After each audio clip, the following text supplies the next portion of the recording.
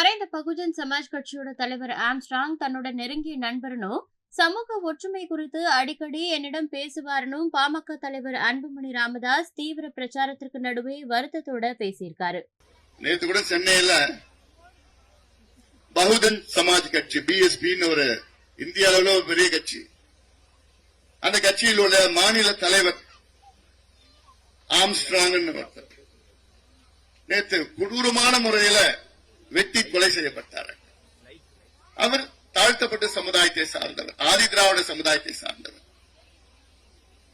அவர் கொடூரமான முறையில் அவர் வீட்டில் வெட்டினார். பகுஜன் சமாஜ் கட்சியினா இது தொடங்கியவர் கன்ஷிராம், அவர் உத்தரப்பிரதேச சார்ந்தவர். கன்ஷிராம் அவர் எங்களுடைய மருத்துவர் ஐயாவுடைய இனிய நண்பர். இப்ப அவர் இல்ல.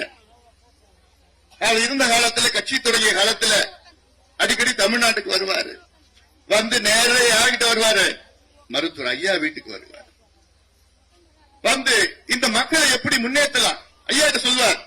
நான் தாழ்த்தப்பட்ட சமுதாயத்தை சார்ந்தவன், நீங்க பிற்படுத்தப்பட்ட சமுதாயத்தை சார்ந்தவர்கள், ரெண்டு பேரும் சேரணும்.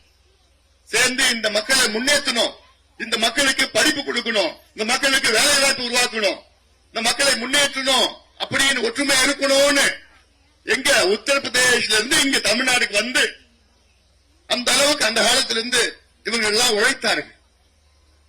அவர் போனதுக்கு பிறகு மாயாவதி அந்த அம்மையார் அவர் கட்சியுடைய தலைவராக இருக்கின்றார். அப்படிப்பட்ட ஒரு கட்சி, அந்த கட்சியினுடைய மாநில தலைவர் நேற்று ஆம்ஸ்ட்ராங் அவர்கள் என்னுடைய நண்பர். 6 மாதத்துக்கு முன்பு கூட நாங்கள் இருவரும் ஒரு நிகழ்ச்சியில கலந்து கொண்டு, அப்பயும் ஆம்ஸ்ட்ராங் அவர்கள் பேசுறாரு, அந்த நிகழ்ச்சியில பேசுறாரு. என்னன்னு, இந்த மக்கள் என்னைக்குதான் புரிஞ்சுக்க போறாங்க? 2 சமுதாயம் சேர்ந்துச்சுன்னா முடிஞ்சு போச்சு. இந்த திமுகவுக்கு மற்ற எந்த கட்சிக்கும் வேலையே கிடையாது. சேர வேண்டும், இந்த மக்கள் புரிந்து கொள்ள வேண்டும், இரு சமுதாய மக்களும் புரிந்து கொள்ள வேண்டும். இதையெல்லாம் அந்த மேடையில் அவர் பேசுறாரு. செய்திகளை உள்ளது உள்ளபடி தெரிந்து கொள்ள ரெஃப்ளெக்ட் நியூஸை சப்ஸ்கிரைப் பண்ணுங்க.